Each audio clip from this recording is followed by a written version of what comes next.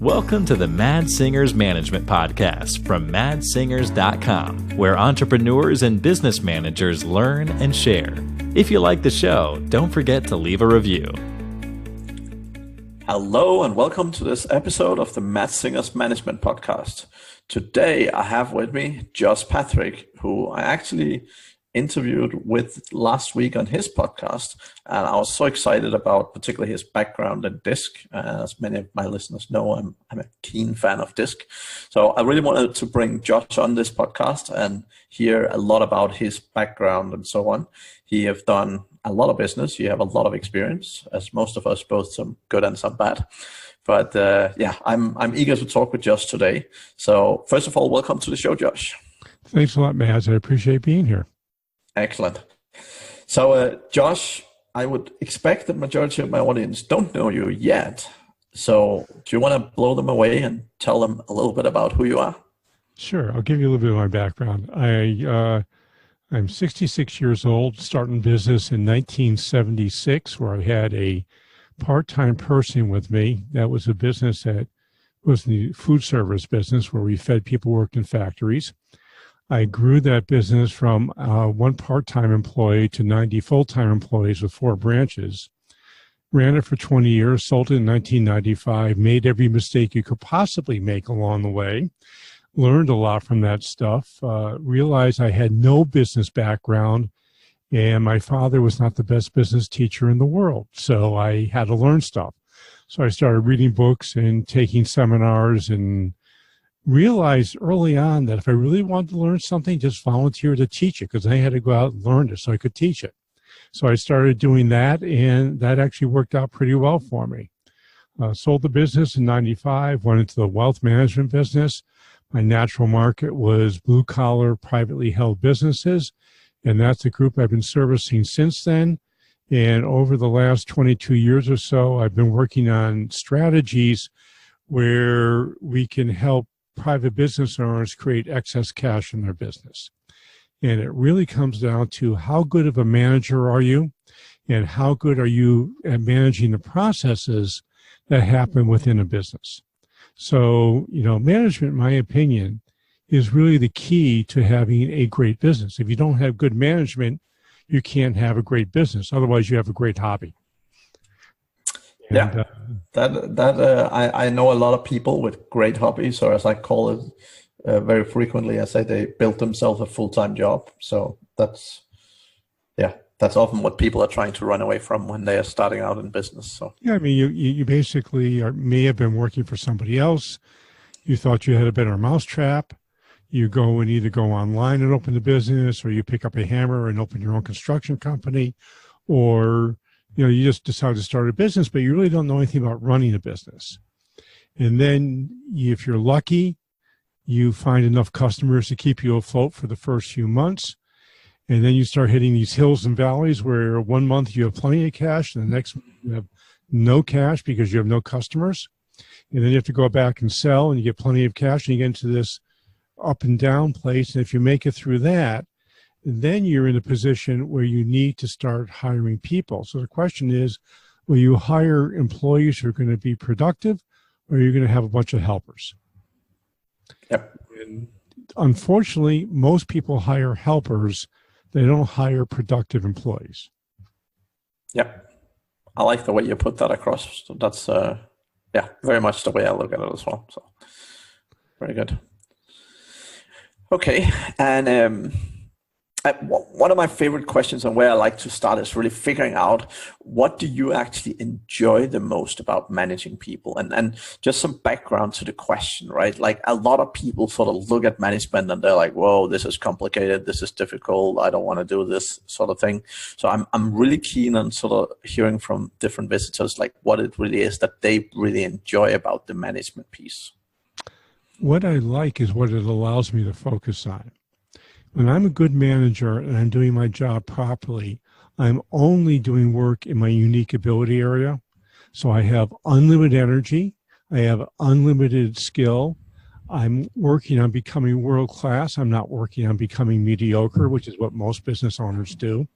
I'm focusing on my strengths, and I'm having a lot of fun doing it. And I've got other people in my organization who are doing things at a world-class level that I'm terrible at.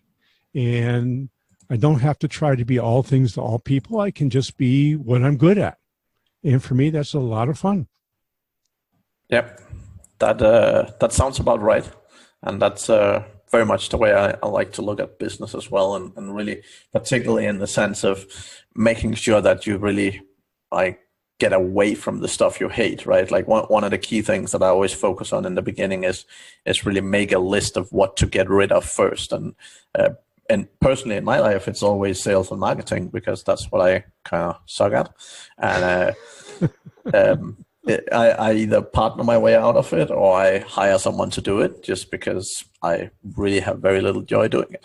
So, yeah, well, that makes sense. You know, it's one of the things I do with people is I ask them to write down every activity they do in their business for 2 weeks. And then I ask them to go back and look at that list, and I'm going to actually add whether you enjoy it or not to my analysis. But what I really want them to do is write down, if I was to hire somebody else to do this particular activity, how much would I have to pay them?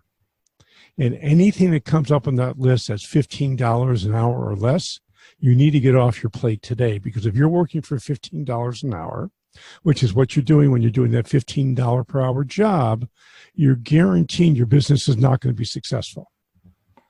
You're at least doing your best, the best you can, to make sure it doesn't get successful. Let's say it that way.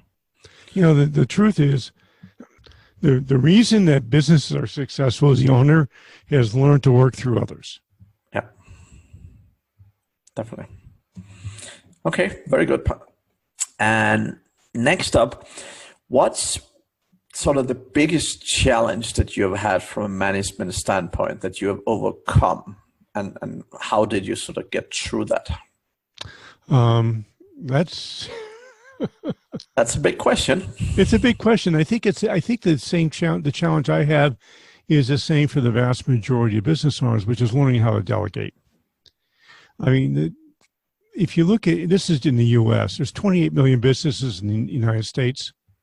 Only 150,000 of those businesses do more than $10 million in sales. 22 million of those businesses have no employees at all, which means the owner is doing everything.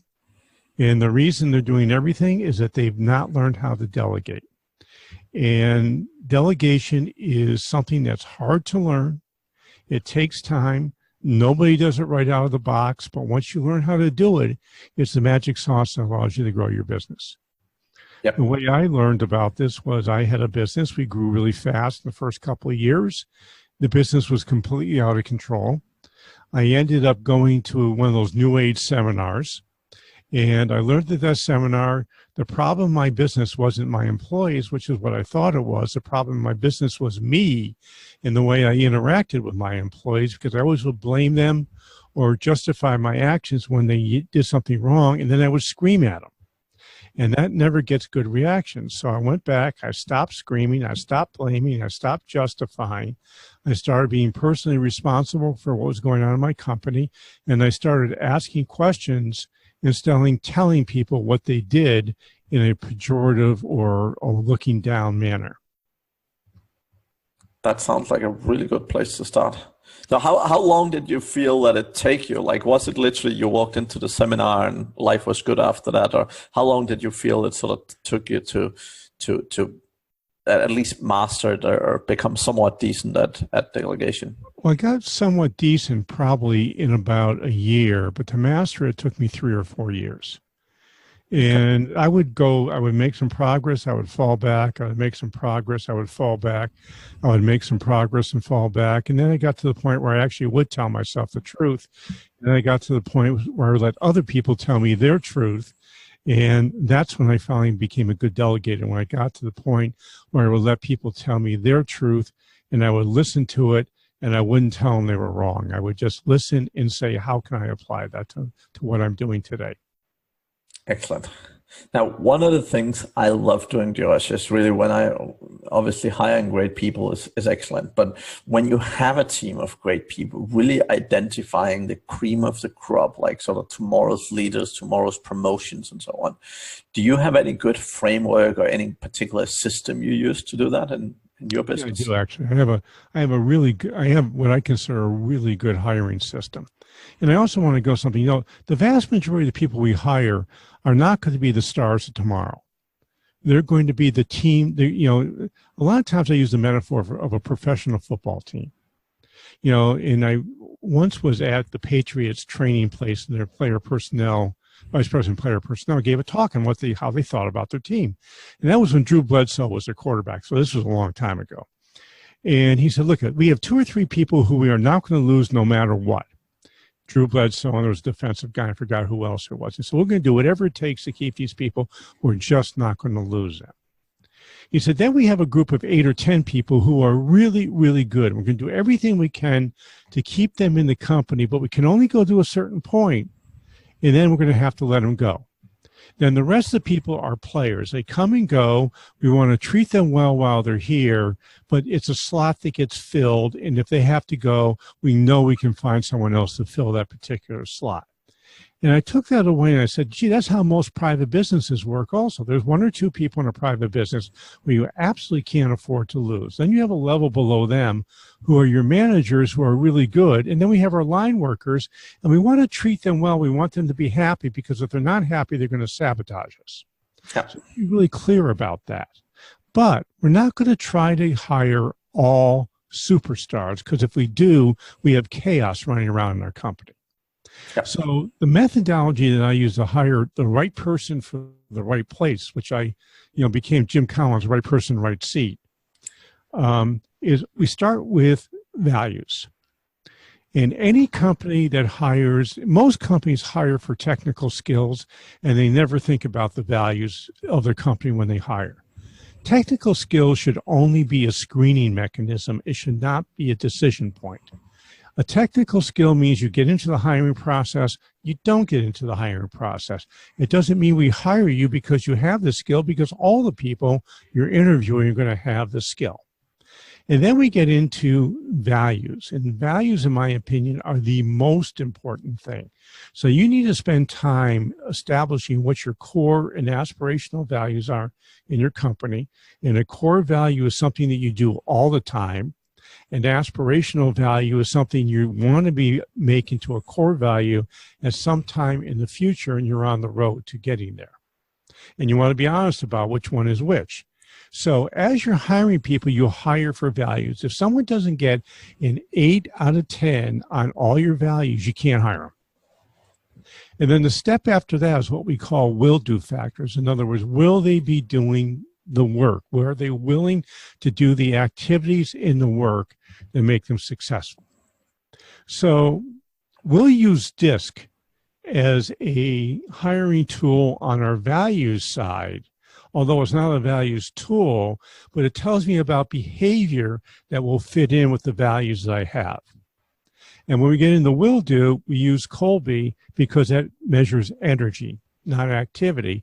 So if I need a salesperson, and they have to be gregarious and sort of extroverted with the way our company works, I'm not going to be hiring somebody who is has tons of energy for research, but no energy for interaction with other people. So you really want to be matching. There's 3 areas. Can do, which is the technical skills, but that's just a screen. Will do is, are you willing to do the activities that are successful in the company? And then fit factors are the values. And I write no more than 5 under each level. And then as I'm interviewing somebody, we rate them on a scale of 1 to 10, with 1 being low and 10 being high. When you use this really, really simple system, you're going to get about an 85% success rate in hiring. And before I used that system, we were about 30% success rate, which is about average for most companies. They get to keep 1 out of 3 people they hire. So this will get you up to about 8 or 9 out of 10 that your hiring are going to work out well. Now, when you make that hiring error, and we all are going to make a hiring error no matter what we use for that, you have to take action on that mistake quickly, and you have to take responsibility for making a mistake in hiring. Don't blame the person who came to work for your company. You recruited them. Blame yourself. Apologize. Help them move on to a place where they will be successful, and both you and they will be much happier. Yeah, and that's definitely one of the things I learned actually pretty early on, which I'm very happy with, was this fact, like, obviously no matter what, it's always horrible having to say goodbye to people, right? But the fact that, like, one of the things I saw was that performance is very closely correlated to happiness. If you keep people around just to keep them at job, one of the things that happens is they are generally unhappy. Because if you're working in a job where you're not performing, the likelihood that you're happy is significantly lower than if you are. What happens is a lot of people just grab onto a job and stay there as long as possible, but actually letting them go very, very frequently gets them a much better situation, gets them a better job that fits them well, or fits them better at least. And you're actually doing them a huge disservice in general by keeping them around in a job that they don't fit well to and aren't performing well in. So that was sort of one of the lessons I learned pretty early on that have been really beneficial for me, at least in terms of sort of letting go of people pretty quickly when you realize it's not the right person. Right. Yeah, and the truth is they know they're having a problem also. Yep. It's not like, it's a big secret to them that they're not fitting in well. They know that, and they just don't want to bring it up for a variety of reasons because people, we tend to live in a scarcity mindset, not an abundance mindset. And these folks are saying, if I quit this job, I'll never get another job, which is not true. But if we bring it to them, there'll be a sigh of relief. And if we're fair about helping them find a new place to go, then we're going to leave on good terms. Yeah. And one of the sort of systems I always use when I'm looking at people is when they're not performing, when they're not delivering as expected, I always look at two angles. One of them is it a good person and the wrong fit? Or is it the wrong type of person and the wrong fit, right? Because sometimes you will effectively hire people for the wrong roles. So you'll hire them for a role that they're not a good fit for, but they might still be a great fit for your company and for your sort of your values and so on, right? And I've definitely had a lot of success with really actually getting people into the right roles, even though they didn't necessarily perform in the job that they were initially hired for, right? But again, that really requires a lot of honesty with yourself. And again, you have to be super blunt with people, right? Like, it's not just, oh, well, you don't work here, then I'll get you to work somewhere else, right? Like, it really have to be like a very, very blunt conversation that sort of say, hey, listen, this is not going well in this area, right? Like, what is the options, right? And yeah, I've definitely had some success with that. I think that we also have had some success with that too. And I think the thing that's really important to remember here is that because we mostly have small companies, the unfortunate thing is if we hire the person for a particular job and they're not good in that job, we likely will not have another job we can move them to. Yeah. Then need to find a nice way of saying, you're a great person. I wish I had a job for you. I just don't have something that fits your skill set.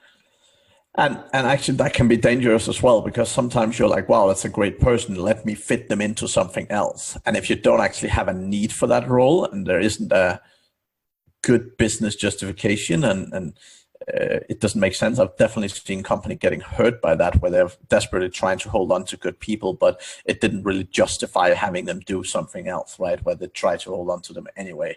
And that 100% agree with what you're saying. Like you need to be very, very clear. Is there an actual requirement to have this person around?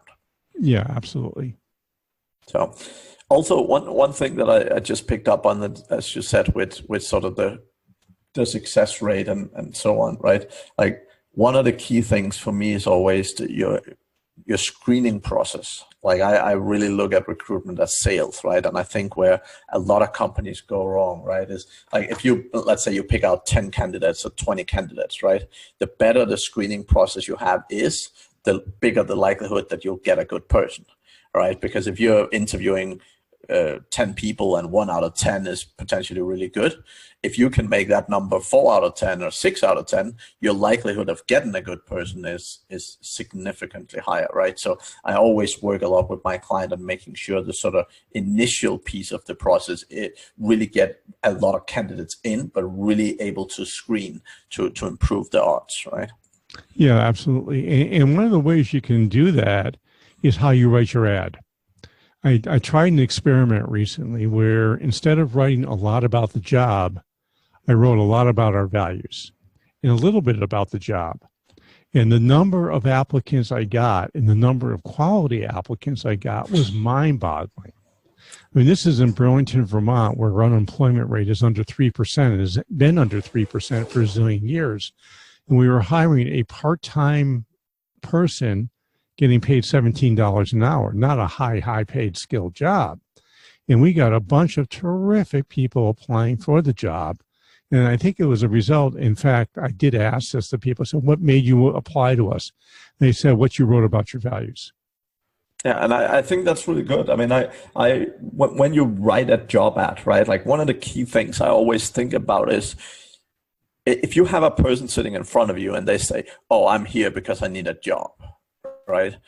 You have the wrong person. They have to be there because they want your company, like they want to work for you. You have to have sold them on either your values, the business, like you have to have sold them really on you are the company they want to be with, right? Like they have to, you can't just be, well, whatever was top of the stack, right? You have to put yourself in a situation where they pick you and they want you specifically, not just anyone, anywhere. Kind of thing. Yeah, and right, Madsen, you also want to make sure that your listeners are aware.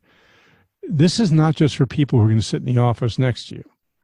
This methodology should be used for your virtual assistants because you want to make them part of your company and not just be somebody who you call up to do a project once in a while. And it should be with your outside paid advisors.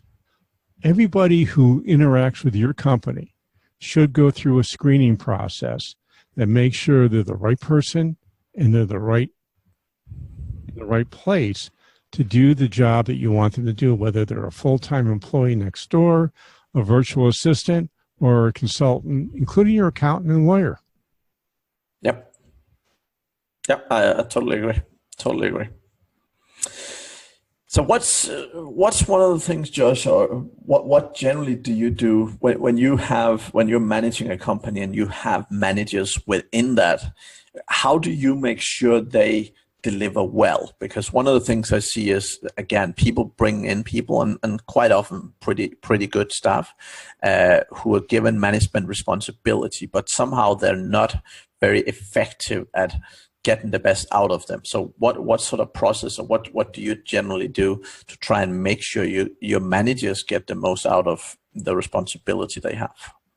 Well, I do several things. One is I attempt to have every manager have their own profit and loss statement.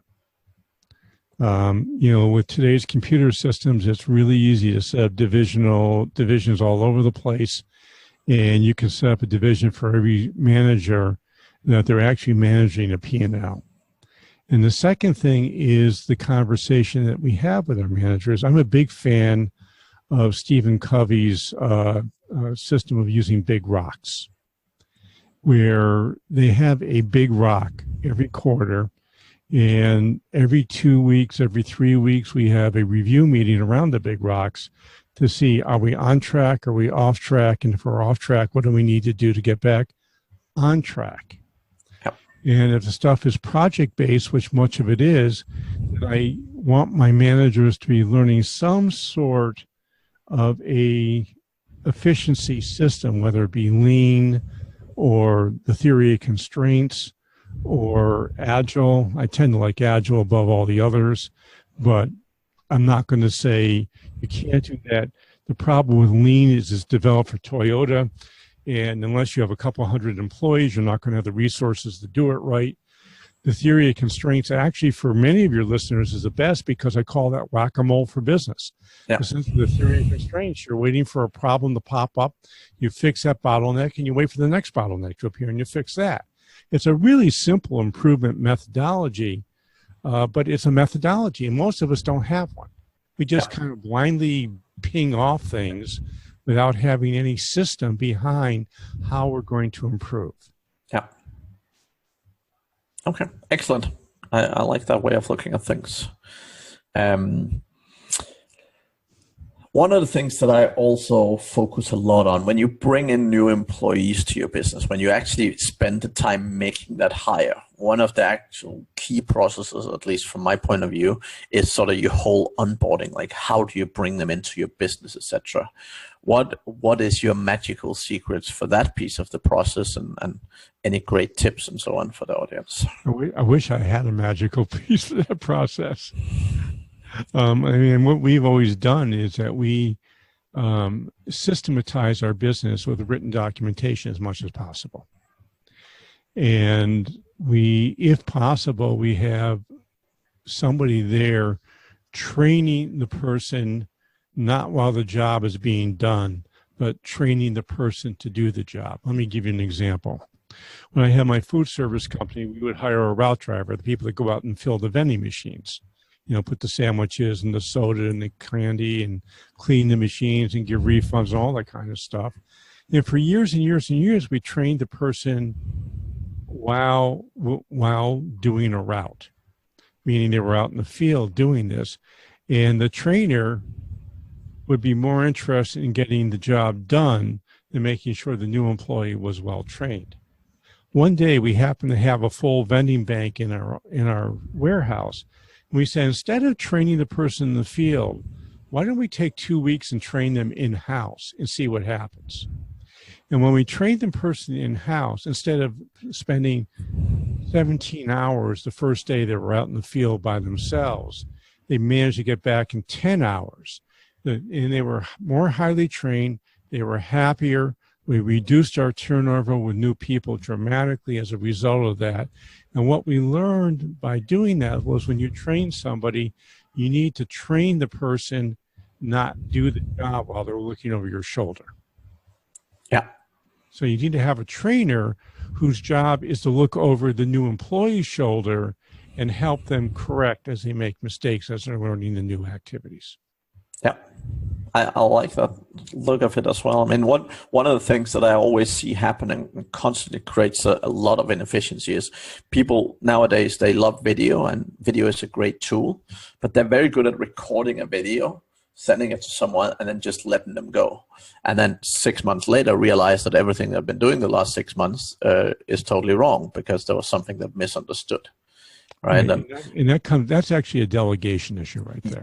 Definitely, but one of the key things that I've really found effective is when you're looking at the sort of delegation process from that standpoint, right? Really, what you want to be doing is you want to make sure not just show people what to do and say, "Hey, are you great to go?" But you actually want to make sure that they that you're looking at them doing it in the beginning, particularly sort of more complex tasks, right? So looking over their shoulder, because it's so much easier fixing misunderstandings in the beginning than if people have actually been doing the wrong thing for a longer period of time. And obviously it's a lot more effective fixing it in the beginning, so you don't have a big mess to clean up, right? Yeah, my first mentor had a great system he used to call EIA. And EIA stands for expect, inspect, accept. Yep. So if I set an expectation for what a job is supposed to be, I go back and inspect it to make sure it's been done right, and then I accept the work. But if it's not done right, I have to go back and reset the expectation and then do the inspection again. And the inspection needs to be soon. It can't be a week or 2 or 3 weeks down the road. It needs to be the next day. Yeah, definitely.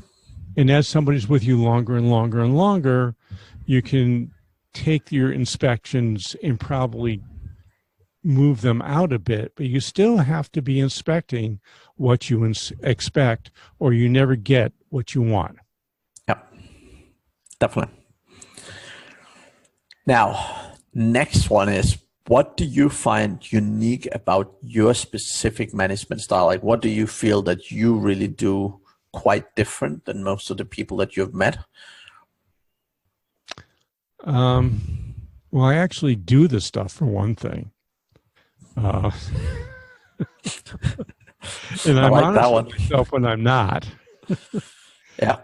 I mean, the people who are, I mean, there are best practices in running a business. Now, Mads, I'm going to assume you've had the same experience with the podcast I have, is that when I have a guest who knows what they're doing, they're telling me in a little bit different language all the stuff I've been telling my clients for years and years and years. And I use in my company for years and years and years. And if you listen to Patrick Lencioni or Steve Farber, or, you know, there's a whole host of people out there who have great advice for how to run a business. And it's best practices. I mean, Jim Collins is in that world. It's not rocket science, and it's not that difficult, but you have to be looking at yourself in a different manner and be honest with yourself and take responsibility for what happens in your company. Yeah. Yeah, that's, I mean, one of the ways I look at it, I mean, a lot of people look at management and say, oh, that's complicated and all that. I look at it the other way around. I think management is relatively simple. The difficult piece of management, for me at least, is one, being honest with yourself, but really learning to do the right things, because there's all, like, whatever personality you have, right? There's something that just comes supernatural, and there's something that's very difficult. Yeah, I mean, and we're going back to, you know, the amount of successful businesses in the United States. You know, there's 28 million businesses, only 300,000 do more than $5 million in sales. That's not even 1%. Yeah. And you know, well, that's actually more than 1%, but, well, actually it's not. You know, you're looking at a very, very small group of people who have figured out how to be good managers. Yep. Most people who own their own businesses are terrible managers. It's cringeworthy when you watch what they do. If you have less than 10 employees in your company, I would really invite you to do a 360 review, which means you do an anonymous review where your employees rate you as well as you rating them. And my bet is you're going to be really surprised at how badly they think you're doing. Yeah. And then you have the opportunity to either correct it or not. I mean, it's up to you. I mean, if you're happy with your business at 10 employees and you doing things you don't enjoy very much, then keep doing it. But if you want to build a business that's sustainable, that somebody else wants to own at some point in the future, you have to make yourself operationally irrelevant, and you can't make yourself operationally irrelevant until you become a really good manager. Yep, 100% agree on that. And I think that's, I mean, for a large portion of people, right, it is that, like, they all have the dream. They all have the dream of this automatic running building company, and you know, they're like, oh, but it's not possible, and it's difficult, and really, for me, it's investment, right? It's investment in the time. It's investment in having to make those changes. So for me, like, I look at it similar to going to the gym, right? For a lot of people, going to the gym is difficult. It's hard. It's something they probably should be doing, but you know, a few people sort of break through it, and they end up doing it consistently and get really good, and you know, everything works well. And that's really the same thing you have to do with management. Whatever it is your struggles are, whatever it is you sort of feel you're good or bad at, like, you have to keep working at it, right? You have to keep chipping away at the stuff that you're struggling with. And it's not like, I have so many clients coming to me sort of saying, oh, can I not just hire someone to manage most of my people, and then I can just be the CEO? And I'm like, it's not how it works, right?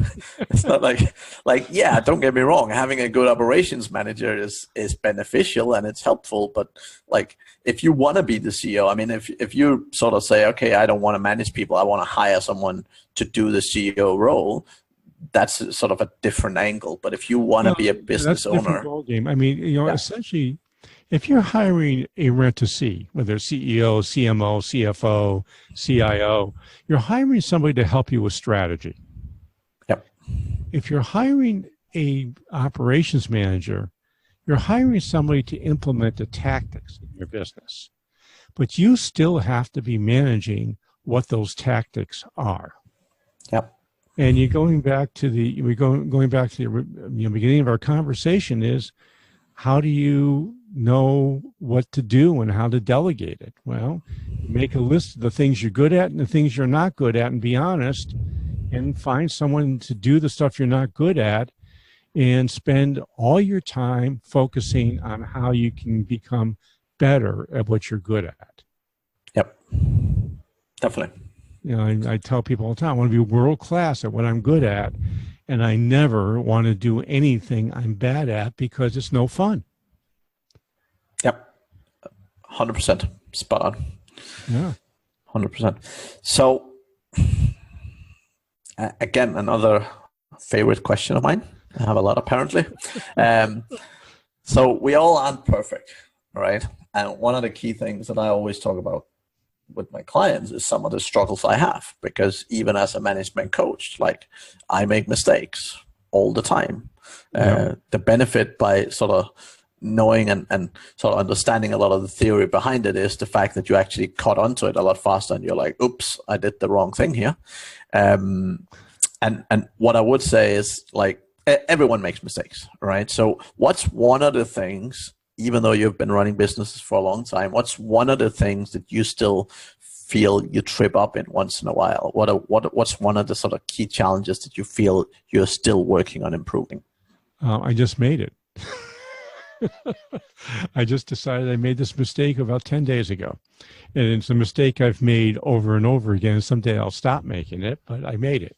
And the mistake very simply was, I was on a podcast with somebody who's very famous in the wealth management world. I had lots of people in the wealth management world call up and say, I want to learn how you work with private business owners. And I really don't have a lot of energy with teaching other advisors how to do this, because I've tried it in the past and it's never worked out very well. So where my passion really is working with blue collar business owners and helping them create great businesses. So I allowed myself to be sidetracked from developing an online course I'm working on, which will help blue collar businesses figure out what they need to do, become, from what I'm calling cracking the cash flow code, which is to have enough cash to fill the 4 areas of business that are important. I allowed myself to be taken off on this side track of developing a course on how to train other people to do this. And I can do it, but I had no passion about it, and I was hating it. So I finally said, you know something? I really don't want to do this after all. I'm going to dump all the stuff in the basket, and I'm going to go back to working on my blue collar project, which is what I've been working on for the last 10 days, having a lot more fun doing it and saying, now I'm doing something good for the world, not something which is just going to help other people make a bunch of money. Yep. I love it. And I mean, that's one of the key things for me with the sort of self-management and discipline. It's always like, sometimes it's the same thing you slip up with again and again, and sometimes it's different things. But it's really, again, it comes down to that discipline and sort of grabbing yourself in it and, you know, turning it around. And I think fundamentally, again, if you're too busy working in your business, if you don't have the time to step back once in a while and really sort of say, what am I working on? Is this my priorities? Like, you are much more likely to have those slip ups, right? Well, yes and no. I mean, it took me maybe 15 minutes of thought to say, this is not working. And then it took me another 15 minutes to think about why it wasn't working, and then do a fast dive into, you know, my 5 whys of what I wanted to do and why I wanted to do this. And I realized that very rapidly that the what, which is, you know, putting together this online training program, was for the wrong group. So, you know, I have a process I call the stage 2 decision process. And it goes what, why, what, who, how. We start off with a postulate, which is what we want to do. And then I dig down into why 5, 6, 7 times to say, what's the core reason around this what?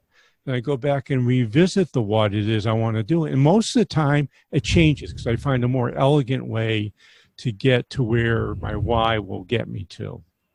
And then after I do that, I say, okay, who do I need to help me to make this into a success? Because we never do anything by ourselves. And after I've done that, then I get to what most people start with, which is how. Most people, when they make a decision, they start with what it is they want to do. They immediately go to how to get it done. And then they work on it and they put all this effort into it. And they won't give it up because they put all this effort into it, which is called sunk costs. And they end up spinning their wheels for years. Well, by me using my methodology, I quickly made an experiment, realized it was the wrong place to be, and did a pivot. Yep. And that's what you need to do to be successful in business. Definitely, and yeah, I mean, definitely, I learned the whole asking the why question a lot of times. I learned that from Six Sigma as well, right? Like it was definitely a very, very powerful method to. Yeah, it comes from, it actually comes from W. Edwards, W. Edward Demings, and it's an integral part of the Toyota production system, which is lean. Yep. So in Six Sigma is a came out of lean, and you should not do Six Sigma unless you have an advanced degree in math. I've found a lot of reasons not to do it, but and then you shouldn't do it anyhow. I mean, unless you're Motorola, forget about it. Yeah. Yeah, no, I mean I used to work corporate, obviously, with companies like IBM, etc. So very large scale businesses where it made sense, and there was definitely some good examples where it really made sense to do it. But again, just like everything, it became one of these processes that, oh, it sounds cool to do it, let's do this Six Sigma thing. So again, instead of first sort of analyzing the benefits and opportunities and so on, it became more like a, oh yeah, I want a certification, this thing, let's do this project, right? Rather than actually really analyzing if it makes sense. Into your group, I'm going to bet you have a lot of listeners who have read the E-Myth and say, I want to adopt the E-Myth. And unless you're an engineer, I would highly discourage you from adopting the E-Myth. What I would encourage you to look at instead is Traction by Gino Wickman, if you want to use a system. Because Gino's system is simple, whereas the E-Myth has 9 zillion moving pieces. And one thing most entrepreneurs I know is they're not very detail-oriented. And unless you're detail-oriented, you're not going to use the E-Myth because it was designed by an engineer for engineers. Yeah.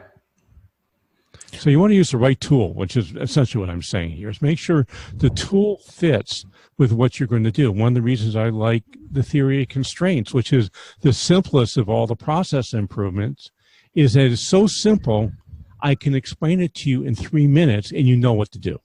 Yeah. Yeah, that's good. The next simplest is Agile, which now is being adopted, by the way, by the biggest companies. You might notice that if you have to restart Chrome about every 2 weeks because Google has rolled out a new upgrade, which they don't tell you, but you have to restart because none of your the things you put in there don't work anymore. And what it is that they're producing a new product with an upgrade every 2 weeks. And that system will help you go really, really fast. I tell my contractors all the time, like if you build a house, use Scrum to build the house. You'll go a lot faster. You have an unfair advantage over all your competitors by doing that. And I look for unfair advantages all the time. That's my sort of thing. That makes a lot of sense. Yeah. Okay. Very good. Very good, Josh. Cool. Now, just before we wrap up, any kind of tips, tricks, amazing resources, etc., for all the entrepreneurial listeners that you can think of that you haven't shared already? Well, I think that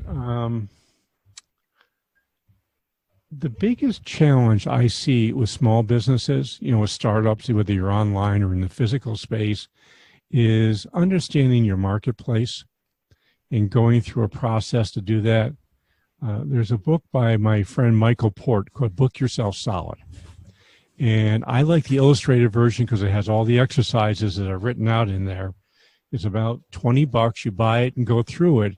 You're going to have a really clear sense of who you should be selling to, how you should be selling to them, and the methodology you should be using to stay in touch with them. In my opinion, The most important thing you can do when you start a business or you have a small business is get enough customers paying you enough money so you can get a paycheck every week. That's your first goal in business. Paycheck sounds good. Paycheck sounds good. I call it paychecks happen every week. Yeah. And it's one of the stages in our success path for cracking the cash flow code. Yeah. No, I think, I mean, personally, you mentioned both traction, which I think is amazing. And I think definitely from a mindset standpoint, it's one of those books that it's graphical and it's simple enough, or it's visual and simple enough to make it actionable enough, right? So I see a lot of people in our community at least use it with great success, right? Which is what you want in a book, right? It has to be actionable, not just for 0.5% of the world population. If there's one business book to read, that's it. Yeah. I can give you a whole list of other books to read, but the book you want to start with is Traction by Gino Wickman. It gives you a simple system to run your business that's easy to implement. And you have already given me one other, but could you give me a last one, a last hidden diamond in the book world? My favorite book, it's actually two books, and they're written by the same group, is on sales. Because I think people have a really bad conception about how to sell. Yep. One is called the Challenger Sale. And in the book, they say the best salespeople don't necessarily make best friends with their clients. They challenge them to think differently about the problem they have, and they have a solution for that different thought. The other side of that is called the Challenger Customer, which is how do you do a complex sale into a group where there are multiple decision makers in the company, and who should you be talking to in that company, and how should you be talking to them? Now, if you're in the online world, the Challenger Customer probably is not going to be especially important, but the Challenger Sale is crucially important because it's going to teach you how to write your ad copy. Yeah. And that's where I see an awful lot of mistakes being made, is people are not challenging their participants to think differently about the problem you're trying to solve for them. Interesting. So that's a great book also. Excellent.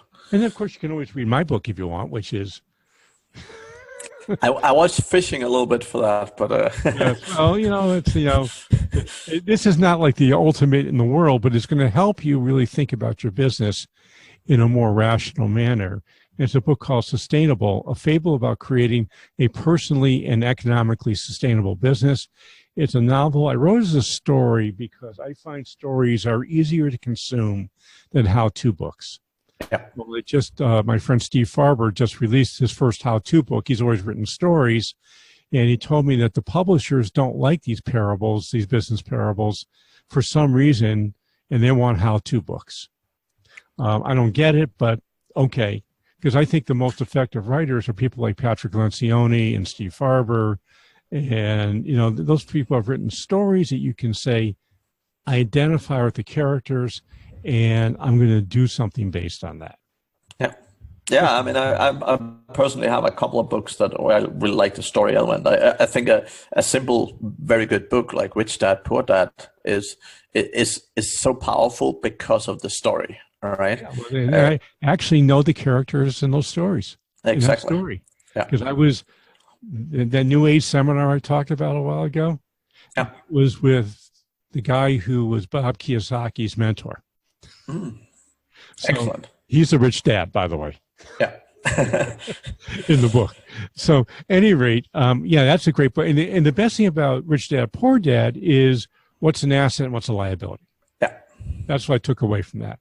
Is your house is not an asset, it's a liability. Yeah. Assets create positive cash flow. Liabilities eat cash. Simple. Yeah. I love that. I love that concept. But I think it really, I think pretty much anyone that I've met that read it is like, I wish I read this when I was 18, right? Right. Because for a lot of people, they go through life looking at things the way most people do, which is, grow up, buy a car, buy a house, put yourself significant depth, and life will be great. I mean, the Goal by Elia Goldratt is another, it's a novel, it's a story, but it's going to teach you about the theory of constraints in a very simple manner. You're going to walk away saying, I can do this. Excellent. Yeah. Right, Josh.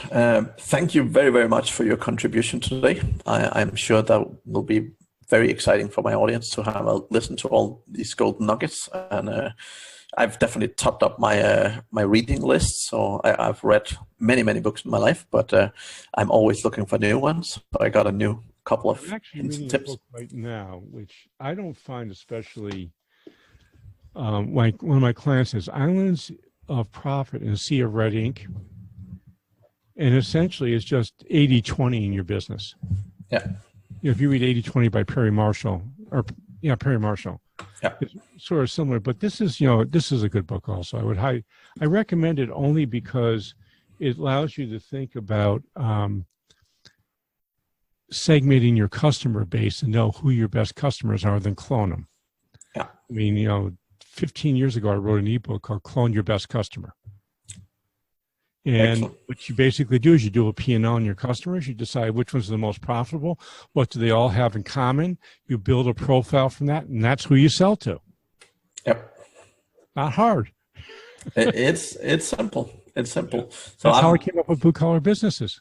I'm currently reading Sapiens, which is I'm rereading it for the second time, but I really like it. That's very eye-opening in many ways. If you like the concept of personal responsibility, Ryan Adams has written a great book on the Stoics, which I highly recommend. I'm a big fan of Stoicism. I have read a lot about that. So I recently wrote a couple of blog posts on why libertarianism doesn't work because of the concept of homo economists. And what I've realized is I'm really more in line with the Stoics than I am with the libertarians. Yep. Although my libertarian friends think I've been blasphemous with what I've been writing about recently. I said, well, okay, I'm glad you believe that, but the truth is, unless we act rationally, libertarianism is not going to work, and we don't act rationally, so it's not going to work. That's acting rational is one of those hopes. Yeah, it's a hope. It's not how we do things. No. So, well, cool. Thanks for your time today. Very good. Yeah, it was great, Josh. If people are desperate to contact you after listening to this episode, what's the best way to get hold of you, and what's the best way to interact? Yeah, my email is jpatrick@stage2planning.com. You have my email. Yep. They can call me if they want. That's fine. 802-846-1264, extension 102. Or they can just go to my websites and do the Contact Us page, which nobody uses, but it's there. Excellent. Excellent, Josh. Cool. Well, thank you very much for your time. It was a pleasure to have you. Thank you for the opportunity. I appreciate it. Thank you for listening to the Mad Singers Management Podcast. Please leave a review. It means the world to us. You can also learn more about management at madsingers.com.